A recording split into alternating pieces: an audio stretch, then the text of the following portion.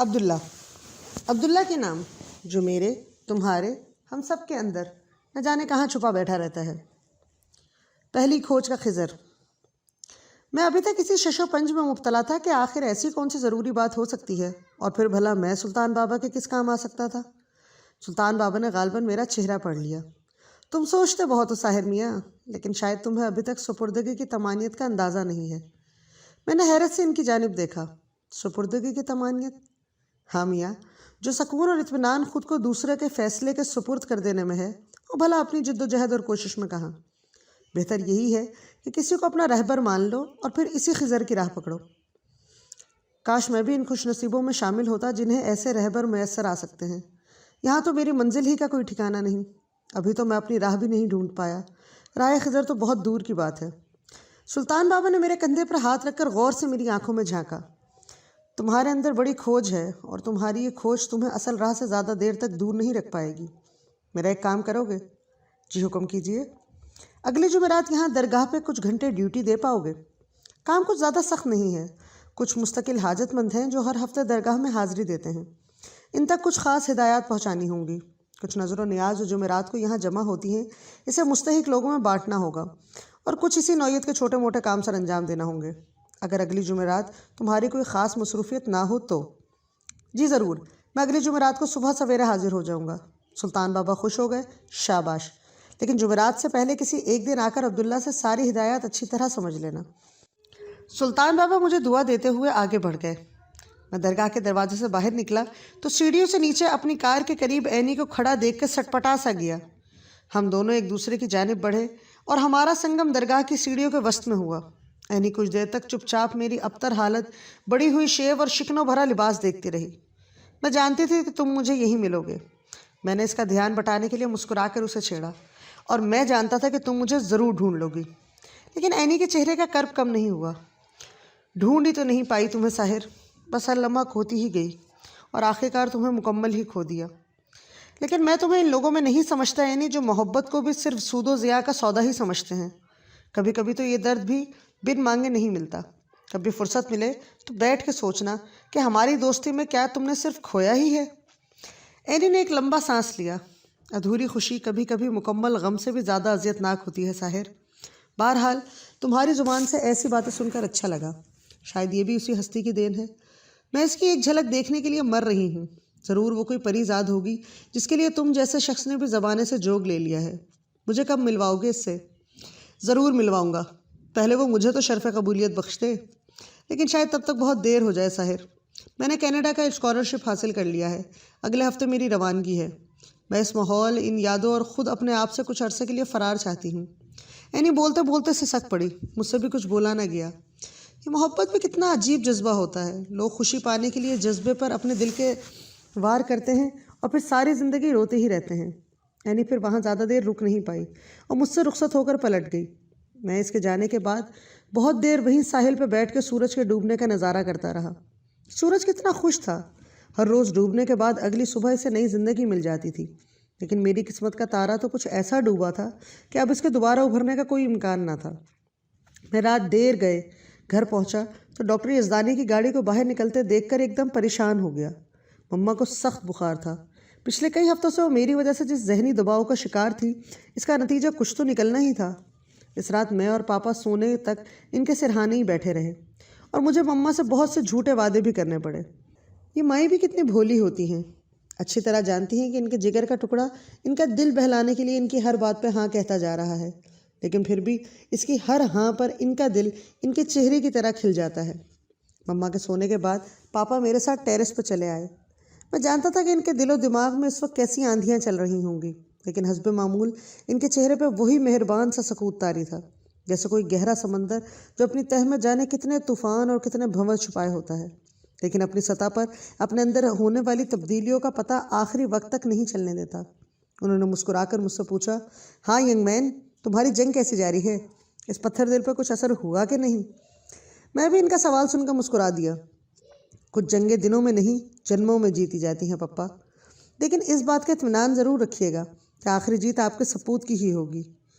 میں جانتا ہوں میرے بیٹے نے ہارنا نہیں سیکھا، لیکن جانے کیوں اس بار مجھے شکست سے بہت زیادہ ڈر لگ رہا ہے۔ میں نے چونک کر پاپا کی جانب دیکھا۔ ان کی آنکھوں میں کسی اندیکھے خوف کی پرچھائیاں لرزاں تھیں۔ میں بہت شرمندہ ہوں پاپا، شاید میں آپ کے خوابوں کی تعبیر ثابت نہیں ہو سکا، آپ کے کسی کام نہیں آ سکا۔ آپ بھی کیا سوچتے ہوں گے کہ… پاپا نے جلدی سے میری بات کاٹ دی۔ نہیں، بالکل نہیں، میں یا تمہاری مما ایسا کچھ بھی نہیں سوچتے۔ اولاد ہمیشہ ماں باپ کے خوابوں کی بھیٹ چڑھنے کے لیے تو نہیں ہوتی، ہم تو بس تمہیں خوش دیکھنا چاہتے ہیں، پھر چاہے تمہاری خوشی کہیں بھی ہو۔ بولتے بولتے پاپا کی آنکھیں بھر آئیں۔ اس لمحے مجھے ان پر بے حد پیار آیا اور میں نے بڑھ کر انہیں زور سے گلے لگا دیا۔ خود میری آواز بھی بھر آ گئی۔ پپا، میں کیا کروں؟ مجھے اب اس کے علاوہ کچھ سوچتا ہی نہیں، کوئی اور لبھاتا ہی نہیں۔ میں اتنا بے بس تو کبھی بھی نہیں تھا، لیکن میں آپ سے وعدہ کرتا ہوں میں اس بھیڑ میں شامل نہیں ہوں گا جو سراہ پر ناکامی کے بعد بھٹک کر کہیں کھو جاتی ہے۔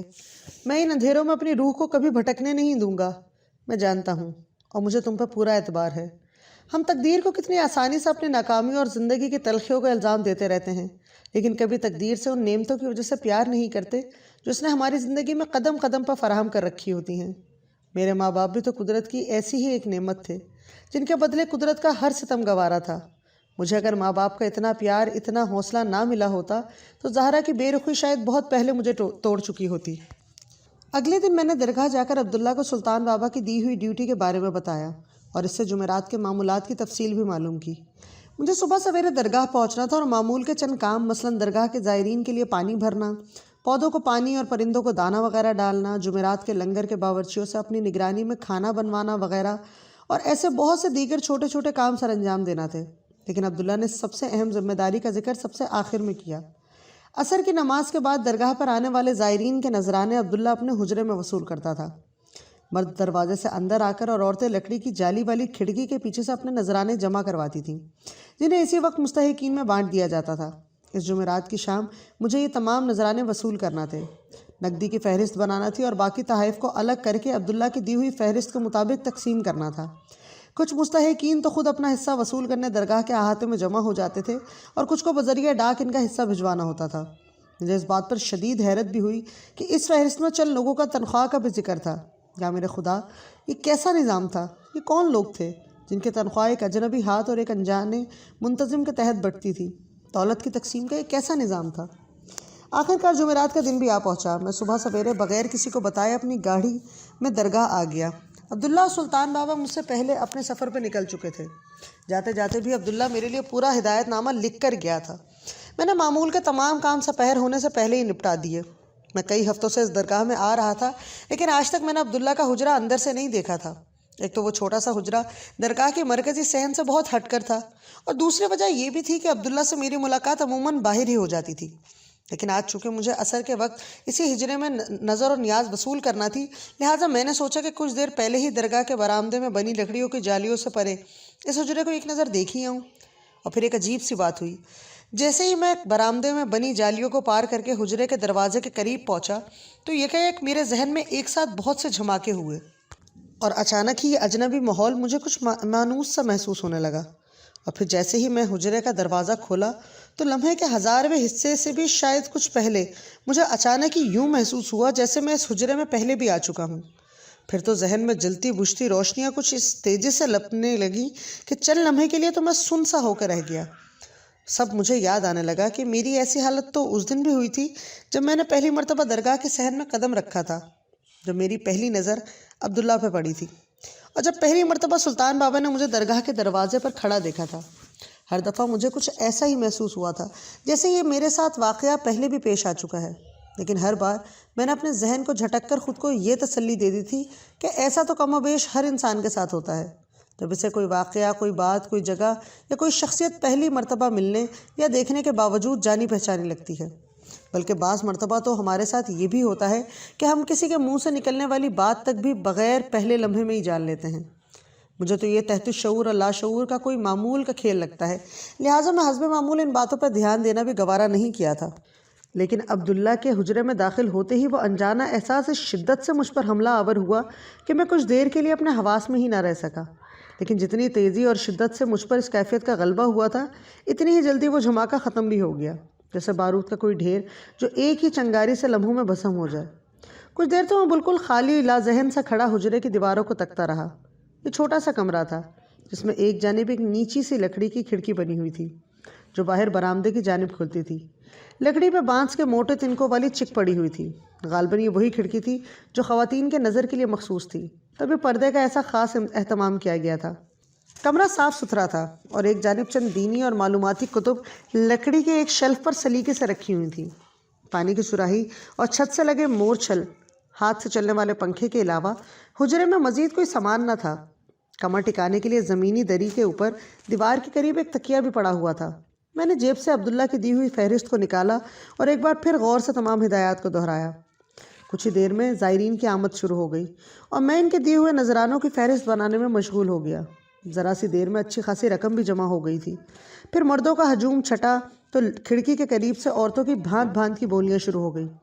کسی کو اولاد نہ ہونے کا غم تھا تو کوئی ناخلف اولاد سے متفکر تھی، کسی کو بیٹے کی شادی کی جلدی تھی تو کوئی ارمانوں سے لائی گئی بہو کے ہاتھوں نالا تھی، کوئی بیماری کی وجہ سے پریشان تھی تو کوئی پریشانی کی وجہ سے۔ عبداللہ کی ہدایت کے مطابق لکڑی کی چک کی چلمن کی دوسری جانب سے انہیں میں صرف ہوں ہاں میں جواب دیتا جا رہا تھا، اور غالباً عورتیں اب تک مجھے صرف عبداللہ ہی سمجھ رہی تھیں۔ عورتیں اپنا نام بتاتی، اپنی نظر کھڑکی سے اندر بڑھاتی اور میں عبداللہ کی دی ہوئی فہرست کے حساب سے ان عورت کا نام پڑھ کے اسے ہدایات یا دعا کرنے کی تدبیر بتاتا جاتا۔ میرے لیے بالکل نیا اور انوکھا تجربہ تھا۔ بظاہر اوپر سے ہنستی کھیلتی اور خوشحال دنیا تو اندر سے بےحد زخمی اور بہت دکھی دل تھی۔ حیرت کی بات یہ تھی کہ سبھی کے دکھ تقریباً ایک جیسے تھے۔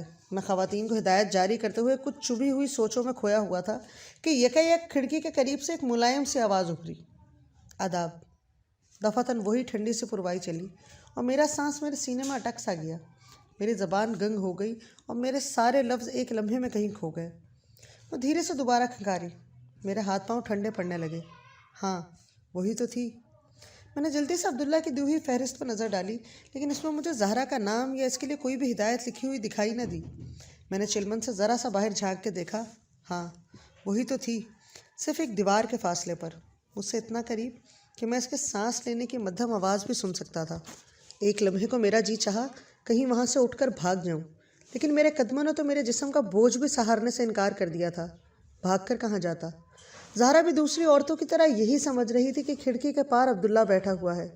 وہ چند لمحوں تک جواب کا انتظار کرتی رہی، پھر دھیرے سے اپنی جھرنوں جیسی گنگناتی ہوئی آواز میں بولی، ہماری نظر قبول فرمائیں۔ میں نے چونک کر دیکھا تو اس کا مخروطی ہاتھ چلمن سے اندر جھانک رہا تھا۔ میں نے گھبرا کر اس کے ہاتھ میں پکڑا خط کے لفافے جیسا چھوٹا سا لفافہ لے لیا۔ شاید لفافے میں کرنسی نوٹ تھے۔ میری زبان سے صرف ایک ہی لفظ نکل پایا، شکریہ۔ دوسری جانب سے اس کے دل میں سیدھا اتر جانے والی آواز ابھری، میں آج بھی اپنے سوال کے جواب کا انتظار کر رہی ہوں۔ یا خدا، یہ کس سوال کی بات کر رہی تھی؟ اب میں اسے کیا جواب دوں؟ عبداللہ سے اتنی بڑی غلطی کیسے ہو گئی؟